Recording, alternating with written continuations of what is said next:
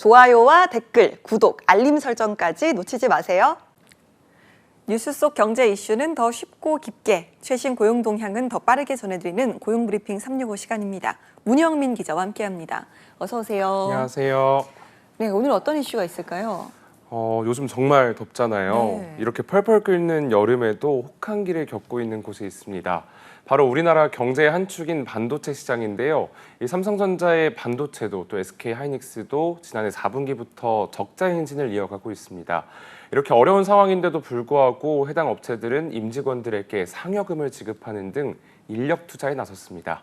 불황에도 반도체 인재를 놓치지 않기 위해 안간힘을 쓰는 이유는 뭘까요? 오늘 이슈픽에서 짚어보겠습니다. 네, 잘 나가던 반도체 업계, 지난해부터 바닥을 찍었다는 평가가 나올 만큼 어려운 기간을 보내고 있잖아요. 네, 맞습니다. 이 반도체는 수조 원대 적자를 기록하면서 일명 먹구름 상황이다 이렇게 평가를 할 수 있겠습니다. 삼성전자가 올 2분기 반도체 부문에서만 4조 원이 넘는 적자를 기록했는데요. 매출은 지난해 같은 기간보다 22% 줄었고 영업이익은 95% 넘게 줄어든 6,685억 원에 그쳤습니다. 삼성전자가 반도체 부문에서 2분기 연속 적자가 난 건 14년 만에 처음입니다. SK하이닉스도 상황은 마찬가지입니다. 이 메모리 업황 부진으로 올해 2분기에 2조 8,821억 원의 영업 손실을 냈습니다. 그러면서 3분기 연속으로 적자 행진을 이어가고 있습니다. 네, 반도체 업황 부진만으로도 힘겨운 상황인데요. 인력에 대한 투자는 계속하고 있는 거네요. 맞습니다.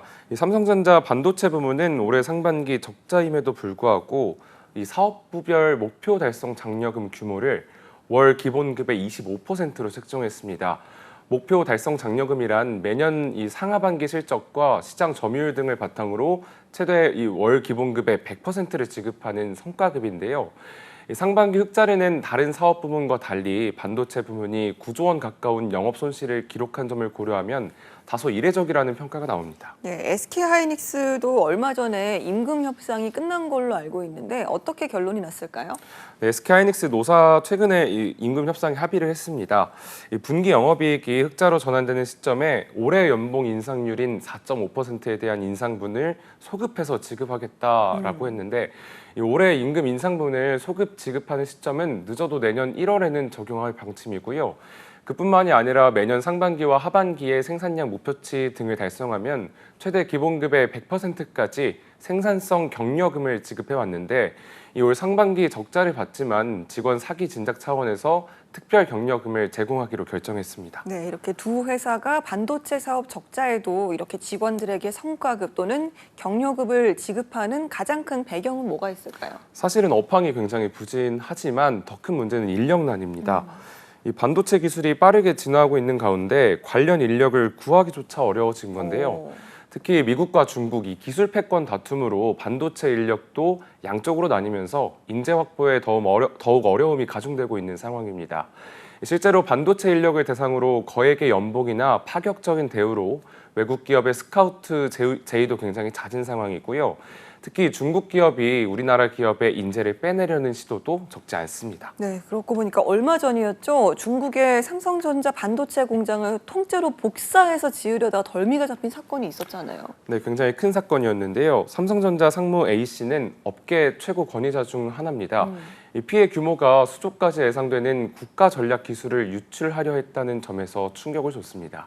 앞서 카이스트 교수는 자율주행차 관련 핵심 기술을 삼성전자의 한 연구원은 반도체 세정 장비 기술을 중국에 넘겼다는 일도 있었는데요. 지난 5년간 해외에 유출된 기술로 발생한 피해 금액만 약 25조 원에 이릅니다. 네, 실제로 반도체 업계 같은 경우는 이제 인재들이 중요한 부분을 차지하고 있는데도 인력 수급이 원활하지 않다는 지적이 계속됐습니다. 어느 정도의 상황입니까? 네, 그렇습니다. 아직 좀 인력난이 지속되고 있다 이렇게 평가할 수 있습니다. 네.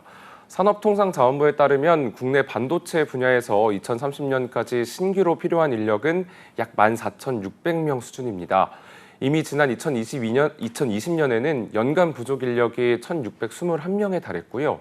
업계에선 향후 10년간 반도체 인력이 약 3만 명가량 부족할 것으로 전망했습니다. 네, 상당히 좀 비관적인 인력 상황입니다. 장기적으로는 좀 미리 대비가 필요한 부분이 아닐까요? 네, 그렇습니다. 정부도 이 문제를 좀 인지를 하고 있고요. 문제 해결을 위해서 정부는 2031년까지 반도체 인재 15만 명 양성을 국정과제로 삼고 있습니다. 관련 학과 증원과 또 반도체 특성화 대학 8곳을 선정해서 올해 540억 원을 지원하기로 했습니다. 여기에 첨단 산업 인재 양성 부트캠프 프로그램을 시행해서 1년 동안 교육을 거쳐 이 연간 100에서 300명의 인재를 배출하겠다라는 계획도 포함됐습니다. 하지만 업계에서는 근본적인 인력난을 해결하기에는 부족하다 이렇게 보고 직접 인재 양성에 나서고 있습니다. 예, 그러면 기업체에서 뭐 따로 미래 인재를 키우기 위해서 뭐 어떤 노력 같은 것들을 기울이고 있을까요? 우선 SK하이닉스는 서강대하고 중앙대 등의 좀 반도체 계약학과를 운영하고 있고요. 추가로 임직원 대상으로 현장에 숙련된 데이터 분석 전문가를 양성하기 위해서 이 대학 등 전문 교육기관과 연계해서 데이터 분석 관련 심화 교육을 제공하는 프로그램도 운영하고 있습니다. 삼성전자는 국내 총 7개의 대학에 반도체 계약학과를 신설해서 반도체 인재를 육성하고 있고요. 지난 3월에는 울산, 대구, 광주 등 3개 과학기술원과 반도체 계약학과 신설 협약식을 진행했습니다. 네, 이런 반도체 인력 부족, 글쎄요, 비단 우리나라만 겪는 문제인지 해외는 좀 어떤지도 궁금하네요. 해외도 상황은 좀 마찬가지다 이렇게 평가를 할 수 있겠습니다. 최근 세계 최대 반도체 위탁 생산 기업인 대만의 TSMC가 미국에 짓고 있는 공장의 가동 시점을 1년가량 늦추기로 했습니다. 현재 반도체 전문 인력을 확보하는 데 문제가 생겨서인데요. 미국만의 일도 아닙니다. 이 반도체가 주력 수출품인 대만은 물론이고요. 반도체 산업 재건에 나선 일본 또 독일 등도 인력난에 허덕이고 있는 건 마찬가지입니다. 또 이런 문제를 해결하기 위해서 각국 정부는 외국 첨단 산업 기술 인력에 대한 비자 발급 혜택을 앞다퉈서 늘리고요. 또 앞선 사례에서 짚어봤듯이 한국까지 찾아와서 높은 처우를 내걸고 기술 인력 사냥에 나서는 해외 기업도 많아지고 있습니다. 네, 알겠습니다. 자, 한컷 이슈 오늘은 어떤 소식 준비하셨나요? 요즘처럼 좀 더울 때 좀 아이스크림 많이 찾게 되잖아요. 맞아요, 시원한 거. 그렇죠. 근데 가격표를 보면 요즘에 손이 쉽게 가지 않을 정도로 가격이 많이 올랐습니다. 맞습니다. 예전에는 1,000원 한 장으로 아이스크림 한두 개 사기도 했었는데 이제는 1,000원 한 장으로는 편의점에서 아이스크림 하나 사기 힘들 정도라는 얘기도 나옵니다. 그러니까요. 정말 아이스크림 가격 지난해에도 이미 올랐는데 최근에는 더 올랐더라고요. 맞습니다. 지난해에 이어서 올해에도 연이어서 가격 인상을 시행했는데요. 지난달 아이스크림 가격 1년 전과 비교해서 10% 넘게 올랐습니다.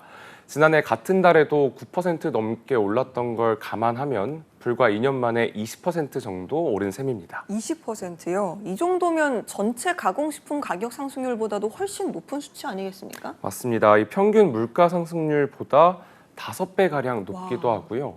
이 업체들은 원부자재, 원재료나 어떤 부재료의 가격을 비롯한 또 인건비, 물류비, 에너지 비용 등 제조 원가나 생산 비용이 상승해서 아이스크림 제품 가격을 인상할 수밖에 없다라는 입장을 밝혔습니다.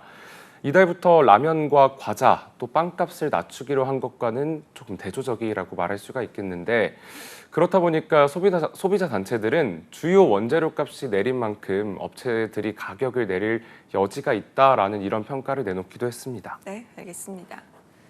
자, 반도체를 둘러싸고 글로벌 인재 전쟁이 벌어지는 시점입니다. 핵심 인재 유출을 막기 위한 제도는 기본이고요. 또 해외 기술 인력을 한국에 끌어오기 위한 현실적인 대책 마련도 필요해 보입니다. 문영민 기자와 함께했습니다. 고맙습니다. 감사합니다. 지금까지 고용브리핑 365였습니다.